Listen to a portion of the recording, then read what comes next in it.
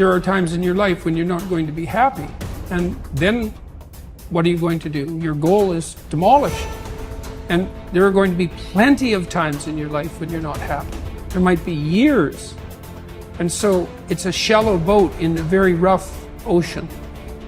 Without a plan, you're gonna stay right where you are. It's time for you to make a move. Write the rules. Be your own director. Take the power. So what's your plan? How are you willing to change?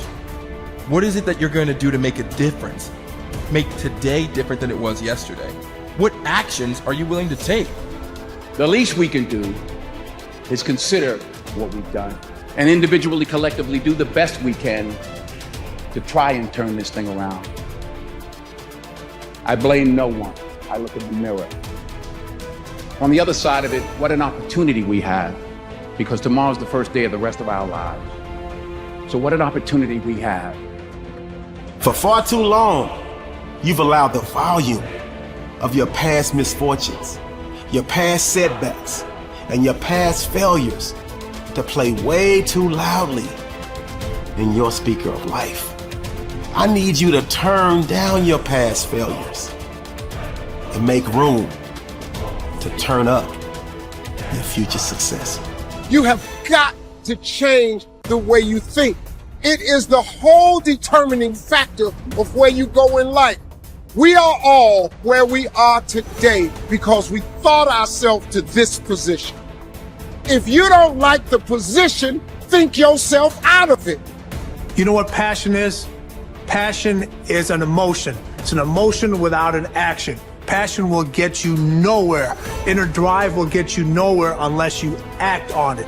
You have to act on your passion. You have to act on your inner drive. Don't let those feelings stay inside of you. You got to know what to do with them. You got to know how to make them work in order to get what you want. Don't keep it inside.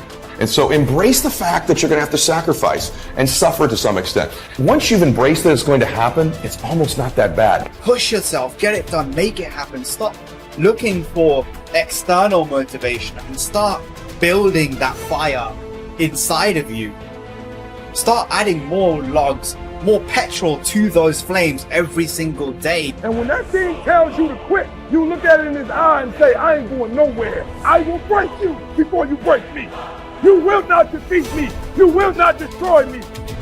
You owe it to yourself to feel the pride of knowing you made your life. You didn't get lucky. You worked for it. You sacrificed. When it was hard, you pushed harder. We try so hard in our lives to fit in. We try to fit into certain groups, certain frats, certain sororities, among certain friends. Yet the people we idolize most are the ones that stand out. But when you're prepared, there is no fear. There is no fear of failure, okay? Because even if you've walked out of something and you feel like you failed at it, your preparation is so strong that you're gonna take that failure and turn it into the outcome you desire. And most people stop at failure, okay? We've all failed at things. I'm gonna continue to fail at stuff, right? It's the most powerful tool you can use, but it all depends on how you use it. We talk about it in Relentless, okay? A scalpel, okay? In the hands of an individual, it can do unbelievable damage. In the hands of a professional, of a doctor, it saves lives. So it's the same thing with failure. It's how you use it. It's that drive inside of you, okay? It's what we talk about, the dark side. The dark side is filled with failure, but it's the fuel that burns you like something that's never burned inside you before. Fully mature people accept that their actions have consequences. A fully functioning adult knows that he or she can choose an action, but once the action is taken, both predictable and unpredictable consequences will follow. The true adult accepts that for every cause there will be an effect. For every action, there will be a reaction. You can choose the action before you act, but you cannot choose or control the consequence or reaction afterward. Intelligent adults are very careful about the thoughts they think and the actions that they take. They do not fool themselves or engage in self-delusion. They don't pretend that things might happen differently, nor do they trust to luck. inactions also have consequences. What are called crimes of omission are often more serious to your long-term prospects than the mistakes you make. Omitting to think through your values, set clear goals, make plans, commit to excellence, and so on, can be disastrous to your possibilities of great success.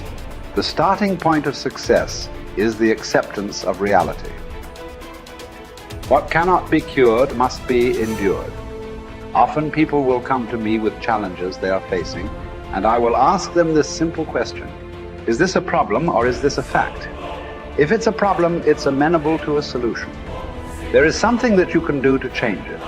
If you are not happy with the situation, it is up to you to go and do whatever you can to resolve it. A fact, however, is different from a problem. It is something that exists, like the weather, like rain or snow. There is nothing that you can do about it. You can solve problems, but the reality principle says that you have to learn to live with facts. Something unfortunate that has happened is a fact. A sale that did not go through, a business deal that collapsed, a relationship that didn't work out. All of these are facts. Many people waste an enormous amount of emotional energy struggling with facts when they would be much better off concentrating on doing better in the future. Your goal is to be happy, confident, and optimistic. The way that you achieve this is by making these positive responses so automatic that you remain predominantly happy, confident, and optimistic no matter what happens. You can achieve this result by taking specific, proven, practical steps that have been used by millions of people and which work with virtually unfailing certainty. The starting point is accepting complete responsibility for every aspect of your life. The law of sowing and reaping, whatever you sow or fail to sow, is going to determine what you reap in the end. The law of accumulation reminds us that everything counts. Every positive step you take is moving you toward building a great life for yourself. Every positive word or thought or image is deepening your belief and increasing your confidence in your ability to achieve wonderful things. Finally, remember the law of reversibility. If you act in a manner consistent with high performance and high self-confidence, those very actions will generate the feelings consistent with them. Every positive, constructive action that you take in the direction of your dreams and goals will reinforce your belief in yourself and in your ability to accomplish your ideals. The challenge for building good habits and breaking bad ones is often finding a way to pull the long-term consequences of your bad habits into the immediate moment, so you feel a little bit of pain right now and want to avoid it, and the long-term rewards of your good habits into the immediate moment, so that you have a reason to repeat it again in the future. Each behavior casts a vote for the type of person that you want to become. And if you cast enough votes for that type of identity, you start to believe that about yourself, right? Like if you go to church for 20 years, you believe that you're religious. You study Spanish every Tuesday for 30 minutes, you believe that you are studious. So in that way, your habits provide evidence of your desired identity. And I think that that is probably the ultimate reason that habits are so important. It's true, like habits can help you earn more money or be more productive or lose weight. And all that stuff is great.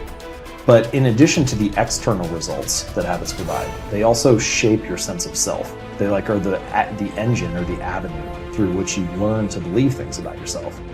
You have to have just one thing in mind: keeping on track, closing out all the noise and the clutter that gets in your way. You've got to identify your target. Let nothing stand in your way. You've got to keep your eye on the target until you've released the arrow. Let nothing capture your attention unless it's in the best interest of your ambition. If you don't keep your mind on what you're doing, if you don't keep focused on the task at hand, it could slip right on by you. Wherever you are, be there. Whatever you're supposed to be doing for the moment, do it.